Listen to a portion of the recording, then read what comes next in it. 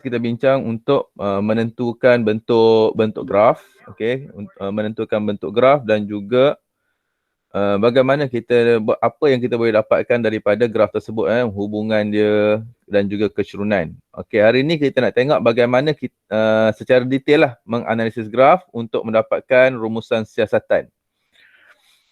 Okey, kebiasaannya awak akan diberi kalau sebelum ni lah dalam kertas 3, dalam kertas 3 untuk batch awak tak ada kertas 3 dah, ada kertas amali. Okay, dalam graf yang diberikan awak boleh menganalisis pelbagai bentuk lah, dan biasa graf yang diberikan dalam kertas 3 untuk SPM sebelum ini adalah graf garis lurus. Okey, ni contoh lah, contoh graf yang diberikan. Okey, dekat sini apa yang kita boleh buat adalah pertama kita mencari ataupun menyatakan hubungan antara dua pemboleh ubah yang diberikan. Okey, kalau apa yang kita bincang pada hari Khamis yang lepas, okey, jika graf bermula daripada asalan, begin from origin, ini kita panggil sebagai berkadar terus. Ya, kalau bermula daripada asalan. Okey, ni graf ni tak nampak sangat. Saya ulang semula lukisan tu. Okey, bermula daripada asalan. Okey, kat tepi. Okey, semula. Kalau graf yang bermula daripada asalan,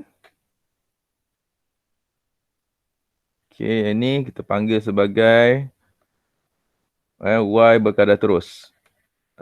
Berkadar. Cikgu ni. Okey, berkadar terus. G juga tulis.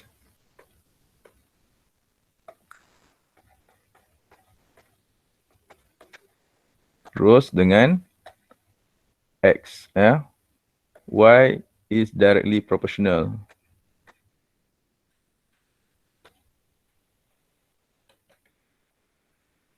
to X. Okey. Ini graf yang pertama yang kita ingat dari tu. Okey, graf yang kedua. Graf yang di mana X dengan Y. Okey, tapi dia tidak memotong asalan ataupun dia tidak melalui asalan. Okey, ini graf ni kita panggil apa? Increase linearly. Okey, Y is increase linearly with X. Okey, Y meningkat ataupun menaik, bertambah boleh. Meningkat secara linear. Okey, dengan X. Okey, kemudian kita ulang sekejap sikit apa yang kita dapat itu. Okey, kemudian graf yang ini pula. Okey, Y, X turun, panggil apa? Decrease linearly. Okay, decrease linearly with X. Okay. So, bahasa Melayunya Y menurun. Berkurang pun boleh. Menurun secara linear. Dengan X. Okay. Graf lain satu yang biasa yang akan ditanya satu lagi adalah graf yang ni ya.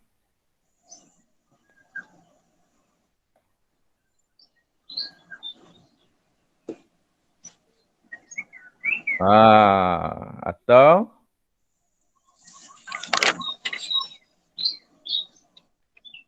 okey, dalam exam dia jarang bagi soalan bentuk yang macam ni. Biasa dia bagi bentuk 1/x Okey, yang ni kita panggil apa? Y inversely proportional. Okay, inversely proportional. Proportional to X. Okay, inversely proportional to X. Okay, atau kat sini kita boleh juga jawab sebagai Y directly. Okay, proportional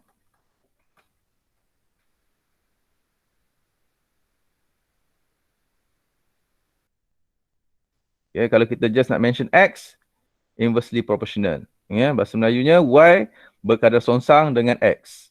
Ya, Y berkadar songsang dengan X atau Y berkadar terus dengan 1/1/X. Okay, itu apa yang kita dah bincang pada kelas yang lepas. Ya, daripada graf kita boleh tentukan pertama adalah hubungan dia. Okey, yang kedua apa yang kita boleh tentukan pada graf adalah kuantiti fizik yang diwakili oleh kecurunan. Okey, kuantiti fizik yang boleh diwakili oleh kecurunan. Okey, contohnya okey, contoh dekat atas ni adalah saya letak panjang L, panjang. Unit dia meter. Okey, lepas tu dekat X saya letak T. Unit dia masa. Okay, so daripada kecurunan ni, tu saya boleh tentukan dia punya, apa dia punya kuantiti fizik. Okay, macam mana? Sebab kecurunan M adalah apa kuantiti fizik yang ada pada paksi Y. Yang ada pada paksi Y adalah panjang. KL, panjang. Bahagi dengan masa. Okay, kalau ikut kepada apa yang belajar dalam derived quantities, panjang bahagi masa dapat apa? Dapat laju kan, dapat speed laju. So kecurunan graf ni mewakililah laju. Okay, so kat sini kita akan dapat laju dia atau speed lah. Okay, length divide by time, kita akan dapat speed. Speed equal to length over time ataupun distance divide by time, dapat speed. Okay, so speed ni dia merujuk kepada the new physical quantities due to the gradient of graph. Okay. Kemudian apa lagi yang kita boleh analisis daripada graf? Okay, kita boleh menentukan luas di bawah graf yang mewakili suatu kuantiti fizik. Okay, luas di bawah graf pun boleh kita dapatkan dia punya kuantiti fizik yang diwakili. Okay, contoh kat sini saya letak hal laju. Hal laju unitnya ms kuasa negatif 1. Okay, lepas tu dekat bawah ni saya letak masa, time, second. Saya dapat macam tu. Okay, so saya boleh kira dekat bawah ni akan dapat apa. Okay, contohnya kat sini,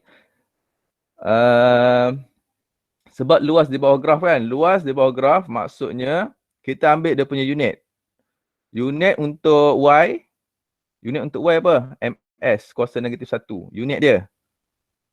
Okay, maksudnya Y. Y darab dengan X. Okay, contohnya Y darab X kan. Dalam kes ni, contoh saya ambil segitiga, dia akan dapat 1/2 darab Y darab X. Ya, 1/2 darab Y. Y unit ni adalah meter per saat. Dekat X, X adalah unit saat. Okay, kalau saya cancelkan S sebab S kuasa negatif 1 tambah dengan kuasa 1 kan. Ini belajar dalam matematik, MS kuasa negatif 1. S ni darab. So apabila darab, MS tolak 1, darab dia akan jadi tambah. Tambah S ni kuasa 1. So akan dapat MS kuasa 0. MS kuasa 0, S kuasa 0, jawapan dia 1. Sebab tu akhirnya akan tinggal meter, unit meter sahaja. So unit meter ni adalah merujuk kepada panjang ataupun displacement dia. Distance pun boleh distance, jarak. So kita tahulah apa dia punya kuantiti fizik yang kita boleh dapat daripada kecurunan graf. So maksudnya daripada graf ni banyak benda yang kita boleh tahulah. Okay, so bagaimana kita nak cari luas di bawah graf? Okay, nak cari luas di bawah graf, kita tengok bentuk yang ada. Okay, contoh kat sini awak hanya, contoh awak ingat rumus luas kuasa 3 dengan rumus luas kuasa 4. Kuasa 4 pula. Luas segitiga dan juga luas segi 4. Itu je yang awak ingat. So guna je lah. Awak kena lukis lah. Satu untuk segitiga. Okay, lepas tu lukis untuk segi 4. Untuk cari, lepas tu tambahkan dia punya luas tersebut akan dapat nilai yang kita nak cari. Atau awak boleh guna juga kalau dalam kes rajah yang macam ni, awak boleh gunakan rumus trapezium. Yang ni boleh guna rumus trapezium seperti atas. Rumus trapezium. Boleh guna rumus trapezium kat sini. Setting lain.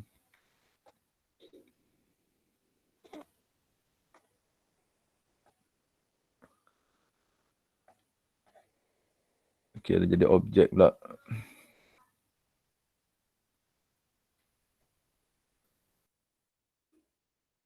Okey, so kat sini, ni adalah untuk trapezium. So, boleh guna rumus trapezium. Ingat tak rumus trapezium? Kalau dalam kes ni rumus trapezium apa? 1/2 darab Y1 tambah Y2 darab dengan X2 tolak X1. X2 tolak X1, pandai. Ni kalau guna rumus trapezium. Okay, so nak cari luas bawah graf tu tengok kepada apa rumus awak ingatlah kan. Kalau segitiga, awak ingat segitiga dengan segi 4 je, awak kena pecahkan lah. Ikut kepada situasi. Okey, seterusnya yang keempat, menentukan nilai kuantiti fizik secara interpolasi. Interpolasi ni maksudnya, okey, soalan minta carikan nilai X. Okey, carikan nilai X apabila Y bersamaan dengan 40. Contohnya. So maksudnya, nak cari nilai X, dia bagi hanya Y. So kena daripada Y 40 tadi, gariskan dia sehingga kena dengan garis yang ada pada graf. Garis graf, kemudian gerakkan dia ke bawah. Ini proses ni kita panggil sebagai proses interpolasi. Okay, kita dapatkan maklumat daripada graf yang ada. Maklumat tu dah diberi 40 tadi saya cakap. Apabila Y 40, berapakah nilai X? So kita pergi dekat Y 40 nilai dia. Okay, kita buat satu garis sampai ke garis graf yang dilukis. Okay, kemudian kita pantulkan dia ataupun gerakkan garis tu pergi ke Y, pergi ke X. So kita akan dapat satu nilai dekat X tu. Itu maksudnya interpolasi. Okey, istilah yang ketiga adalah ekstrapolasi. Ekstrapolasi ni kita panjangkan graf. Okey, asalnya graf dia bagi kat sini je. Kalau tengok betul-betul, okey, kawasan yang saya kotak ni sahaja dia punya garis dia adalah garis yang lengkap. Okey, kat situ sahaja garis yang dibuat. Tapi kita nak dapatkan satu nilai yang lain. Contohnya, okey, semasa Y sama dengan 0, Y sama dengan 0, X sama dengan berapa? Okey, contohnya. Jadi kat sini kita tak dapat nak buat. Jadi kaedahnya apa? Kita kena panjangkan. Okey, kita panjangkan graf ni. Okey, panjangkan graf ni namanya adalah ekstrapolasi. So, apabila kita panjangkan graf, kita akan dapat apabila Y sama dengan 0, kita akan dapat satu nilai dekat sini lah. Okey, itu istilah-istilah yang akan digunakan dalam kita menganalisis sesuatu graf. Interpolasi, ekstrapolasi itu adalah istilah-istilah yang akan digunakan. Okey, ada soalan nak tanya? Sebelum kita bina graf? Tiada. Tiada. Okey, kalau tiada, kita graf ada tak? Ada. Okey. Kalau tak sempat beli boleh print je kita graf. Banyak dekat Google Image tu. Okey, 1.3 kita bincang sikit, memplot graf daripada set data yang diberi dan menganalisis graf. Okey, Farah menjalankan eksperimen dengan susunan radas yang ditunjukkan. Okey, susunan radas dia, kemudian dia dapat satu data. Okey, jadi apabila awak buat eksperimen, awak akan kumpul data. Data yang awak kumpulkan dalam eksperimen, awak kena transferkan dalam bentuk graf. Okey, kenapa kena transfer dalam bentuk graf? Sebab daripada graf lah kita boleh menganalisis hubungan antara dua pemboleh ubah yang telah kita buat semasa eksperimen. Okay, from the graph we can make a conclusion or relationship or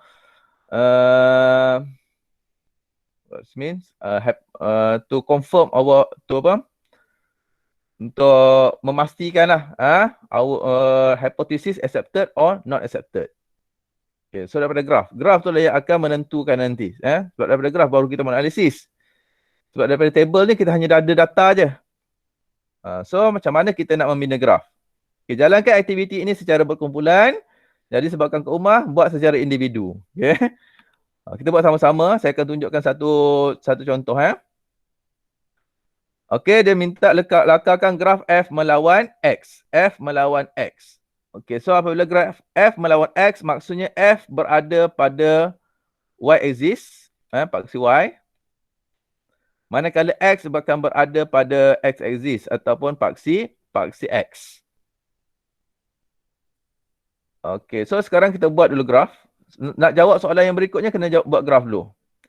Okey, so ambil pembaris. Ambil pembaris. So, buatkan garisan lah. Garisan yang kita panggil mengufuk. Mengufuk pada paksi X.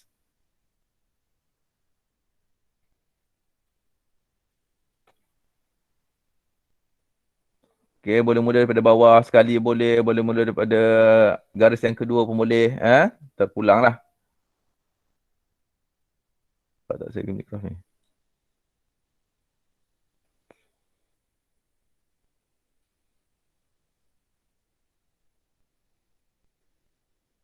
Saya tebalkan sikit lah. Tak nampak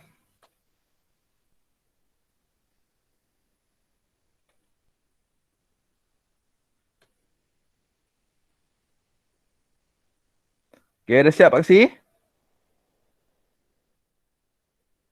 Okey, pertama awak kena mesti ada paksi. Okey, ni kemahiran membina graf sangat penting untuk peperiksaan amali. Okey, sebab dalam peperiksaan amali akan ada awak buat eksperimen dan awak kena membina graf. Sebab apa buat graf? Sebab kita nak membuat hubungan bagi data yang kita telah dapat daripada eksperimen.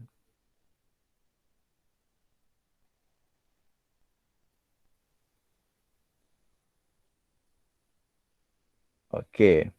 So apabila siap awak paksi kat sini, awak kena nyatakan dia punya. Okey, so yang pertama dah siap paksi. Paksi baru siap. Tapi tak dapat markah lagi. Markahnya adalah awak kena letakkan dia punya quantity physics. Physical quantities. Write the physical quantities with symbol. Just using the symbol. Okey, in y-axis F. Okay, the x-axis X. Extension. Okay, so first, perkara pertama yang kena buat, kena ada apa? Pertama adalah quantity fizik yang betul. Physical quantity fizik.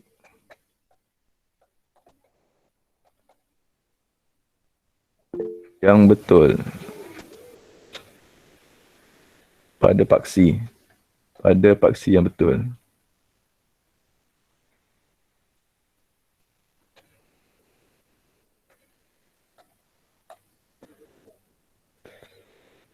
Okey, itu yang pertama kuantiti fizik yang betul pada paksi yang betul. Okey, yang kedua nak kena ada apa? Ada unit.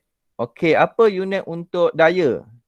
Okey, unit untuk daya boleh tengok dalam table tu. Okey, boleh tengok dalam table. Okey, dalam table ni bagi F sebelahnya ada N. N itu adalah unit dia. Okey, N tu adalah unit. N. Okey, untuk X pemanjangan dia, unitnya adalah cm.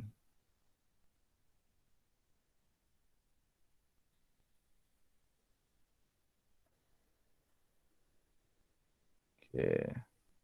So, nombor 2 benda yang perlu ada adalah unit.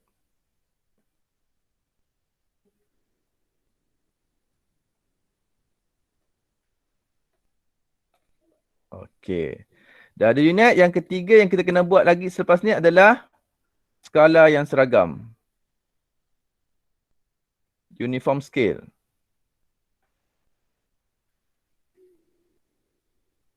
Okey. Okey, untuk fizik biasanya kita akan mula dengan sifar.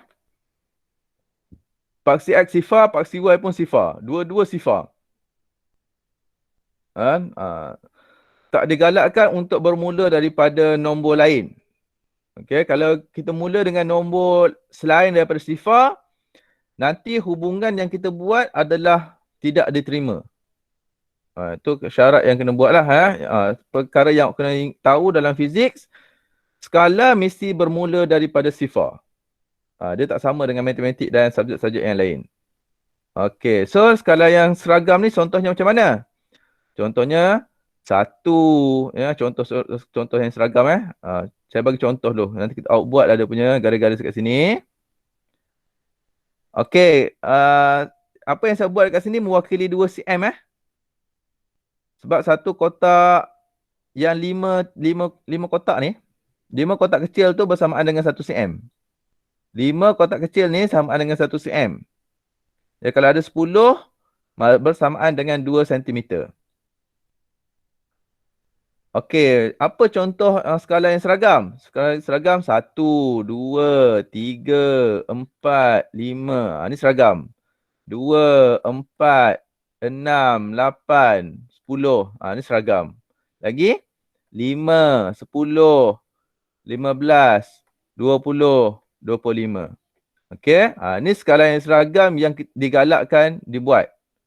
Dengan gandaan ni lah, 1 boleh jadi 10 atau 0.1. Okey, penting dia kepala 1. Okey, permulaan dia. Kita tidak digalakkan mula dengan 4. 4, 8. Contoh 4, 8. 4, 8, 12. Memanglah nampak seragam kan? Nampak seragam. Tapi kita tak galakkan menggunakan nombor yang bermula daripada 4, 6. Nombor-nombor lain ni, nombor selain daripada 3 ni, yang saya sarankan gandaan yang saya kotakkan ni lah digunakan dalam graf. Okey. Faham tak ni? 1. 10 boleh tak cikgu? Boleh. Maksudnya 1 tak kosong jadi 10. 20. Okey. Kenapa 4 tak boleh cikgu? Sebab kita kena fikirkan kotak kecil ni nak baca macam mana nanti. Kalau 4 bagi 10, 0.4. Susah nanti ya. Kalau nombor-nombor tertentu susah untuk kita plotkan. Jadi kalau nombor-nombor 1, 2, 5 ni gandaannya ni insya-Allah lah mudah untuk kita buat plot. Okey, itu nombor-nombor yang seragam. Okey, tak semestinya kalau contoh dekat dekat X awak nak buat gandaan 10. Tapi dekat Y nak buat gandaan 5, tak ada masalah. Okey? Dekat X nak buat gandaan 10, dekat Y nak guna gandaan 5. Tak jadi masalah. Yang penting dekat X tu mesti seragam, dekat Y mesti seragam semua. Okey, kita tengok kepada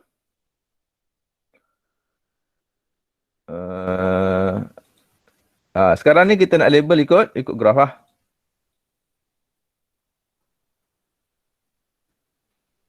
Okay.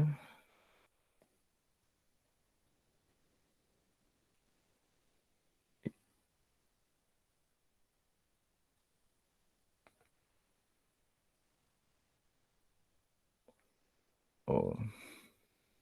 Ada. Okey, so macam mana kita nak buat buat skala kan? Buat skala. Buat skala ni perkara yang paling penting awak kena tengok ada berapa dia punya skala yang ada pada paksi X. Betul, kita tengok berapa nilai nombor yang paling besar dekat X. Contoh dekat X nombor yang paling besar berapa?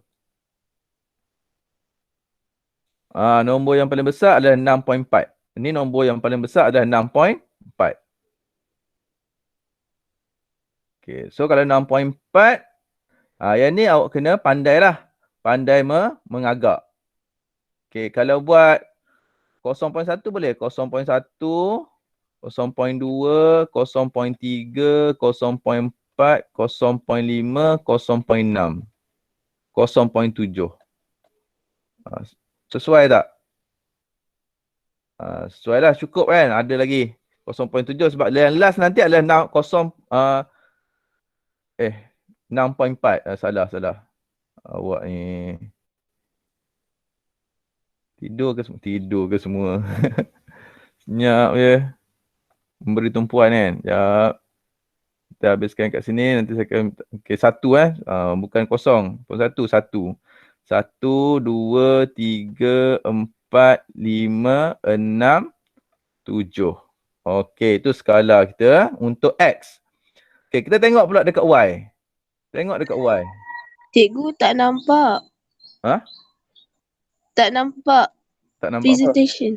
Tak nampak presentation. Yang lain nampak tak? Nampak. Ada, Nampak. Nampak sangat tu.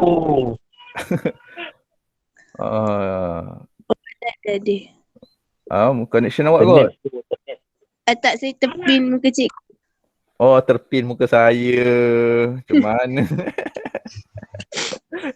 Okey, kita dapat kan 0, 2, 1, 2, 3 sampai 7. Lepas tu kita pergi tengok pula dekat paksi. Paksi dekat F. F nombor yang paling besar apa? 4. Okey, nombor yang paling besar 4. So yang kat sini kita bolehlah ubah sikit kita punya skala. Jangan guna 1. Kita guna 0.5. 0.5. Sini 1.0. Okey, lengkap kan. Lengkap kan awak punya skala tadi.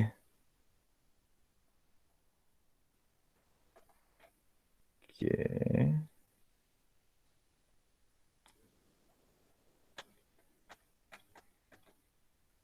Poin 5, 3.0, 3.5, 4.0. Okey. So cukuplah sampai 40. Sebab kita punya nilai yang terbesar adalah 4.0. So sampai kat situ. Okey, yang ni markah ketiga. Markah yang keempat kita kena plot. Okey, semua titik ni kena plot. Okey, buat sama-sama plot. Plot yang pertama 0.5 dengan 0.8. Okey, plot awak boleh guna dot. Okey, nak plot awak boleh dot je. Dot. Okey, tapi dot ni saya tak saya lebih suka awak gunakan cross. Cross. Okey, 0.5 dia punya tu adalah 0.8. Okay, saya tengok buku teks lah, senang. Lepas tu kalau yang seterusnya 1.0 bacaannya 1.6. 1.6 kat sini. Okey. Lepas tu 1.5, 2.4.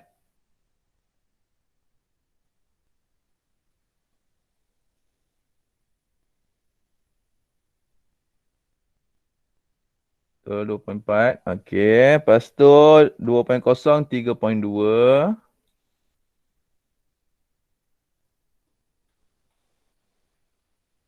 Awak buat ke awak tengok je ni? Buat sama-sama. Okey. 2.5, 4.0.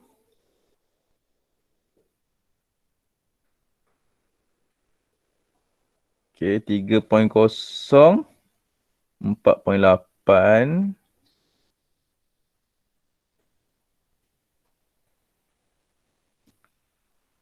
Okay, 3.5, 5.6.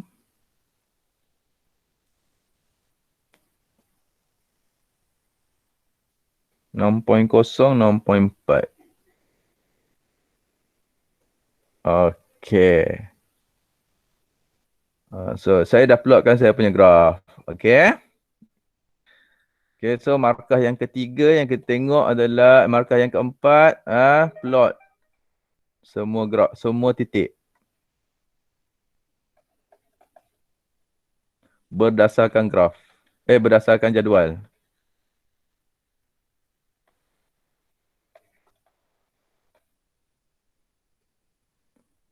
Okey, plot semua titik berdasarkan jadual. Yang tu step yang keempat yang awak kena buat. Okey, dah siap semua plot? Sikit lagi. Sikit lagi. Okey, cepat.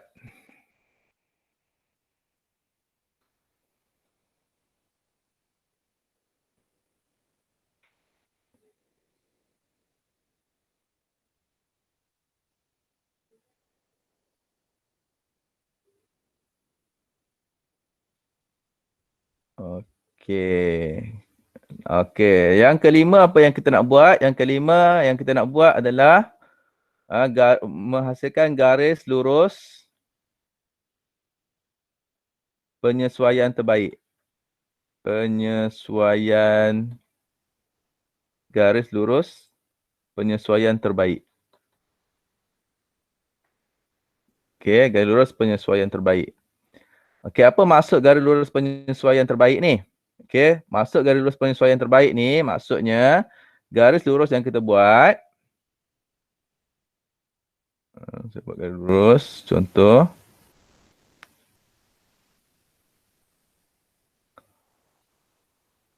Okay, saya dah ada satu garis lurus. Garis lurus yang saya dapat ni, dia punya titik mesti semua kena. Yang terbaiknya semua titik ni, dia melalui, semua garis yang kita buat ni, dia melalui semua titik yang kita buat tadi. Yang ni kalau ni terbaik lah. Kalau dapat macam ni memang terbaik. Kalau tak dapat yang macam ni, apa yang kita kena buat adalah, okay, contoh saya buat garis dulu. Saya nak tunjukkan macam mana kita nak hasilkan penyesuaian terbaik. Okey, kita kena lihat kalau ada contohnya kat sini kena, sini kena, lepas tu bawah pun kena. Contoh, ada 3 yang kena. Yang tak kena tu kena pastikan dia seimbang. Okey, kalau satu dekat atas tak kena, mesti ada satu titik yang di bawah garis tu yang tak kena garis. Okey. Atau yang ni paling ni lah, ada 2 yang tak kena garis dekat bawah. Dan kita kena pastikan ada satu garis, satu titik di bahagian atas yang tak kena. Okey, sifir dia, beza titik tu 0, 1 lah. Kalau macam tadi, macam ni. 1 dekat atas tolak dengan 1 dekat bawah. 1 titik yang tak kena dekat atas tolak dengan 1 titik yang tak kena dekat bawah bersamaan dengan sifar kan. Yang tu garis penyesuaian terbaik. Kalau tak dapat atas dengan bawah tolak dengan sifar, atas tolak bawah tak dapat dengan sifar, sekurang-kurangnya kita dapat 1 tolak 2. Dapat negatif 1 kan. Dapat 1 tu. Tu paling. Tapi kalau buat ada 3 yang kat bawah ni tak kena, 1 je kat atas yang tak kena, yang tu bukan garis lurus penyesuaian terbaik. Kalau dapat 3 kat bawah, 1 dekat atas, padam semula garisan awak, buat semula. Okey. Faham kan penyesuaian terbaik? Dan garis penyesuaian terbaik ni kadang-kadang bukan semua titik tu dia kena. Macam tu lah. Okey, cara paling mudah adalah sebelum awak garis, awak letakkan pembaris awak dulu. Letak pembaris awak. Gerakkan dia kiri kanan semua. Okey, sebab pembaris awak ada yang lut sinar tu kan. Kat sinilah pentingnya pembaris yang lut sinar tu. Okey, letakkan pembaris. Okey, semua titik kena. Alhamdulillah. Ada 2 titik yang tak kena contohnya kan. Kalau ada 2 titik yang tak kena, awak kena adjust awak punya pembaris supaya titik yang tidak kena tadi adalah dia seimbang. Kalau satu tak kena ke atas, mesti ada satu titik yang tak kena dekat bawah. Macam tu. Faham? Okey, kalau semua kena macam ni, ambil je pembaris, letak pensil, terus tarik sampai ke atas. Terus tarik. Jangan nak berhenti kat tengah-tengah. Okay. Buat satu garis lurus je. Letak pembaris ke ujung sampai ke hujung. Sebab tu kena guna pembaris yang panjang dalam membina graf. Okay. Perkara yang keenam. Yang kelima adalah garis lurus penyesuaian terbaik. Yang keenam yang kita kena buat adalah saiz graf yang besar. Saiz graf. Sekurang-kurangnya. Okay, 10 cm kali 10 cm. Macam mana nak kira 10 cm kali 10 cm tu? Okay, saya dah cakap tadi. Okay, yang ni Yang saya lukis ni adalah bersamaan dengan 2 cm. Sekiranya 2, 4, 6, 8, 10. Okey, cukup. Dah lebih. Okey, betul. Yang ni pula garisan dia daripada bawah sampai ke atas. Pun lebih pada 10 kan. So, yang ke-6 tadi pun dapatlah graf. Saiz graf sekurang-kurangnya 10 cm kali dengan 10 cm. Okey, ada apa pertanyaan? Nak dibuat? Nak ditanya? Tak ada? Okey. Sekarang ni saya bagi masa untuk awak. Dah, graf kita dah buat. Kan? Okey, saya bagi masa untuk awak. Rehat-rehat sambil menyelesaikan soalan nombor 3 dalam 1.3 tu kan. Lepas lukis graf, dia minta awak analisis graf. Betul tak? Betul. Betul. Okay, dalam buku teks. Buku teks semua dah ambil kan. Okay, so awak analisis tu graf tu. Nak left dulu pun boleh. Sementara tu awak boleh keluar kejap, pergi minum ke apa. Kita akan sambung selepas ni. 9 suku saya sambung semula. Awak dah siap analisis.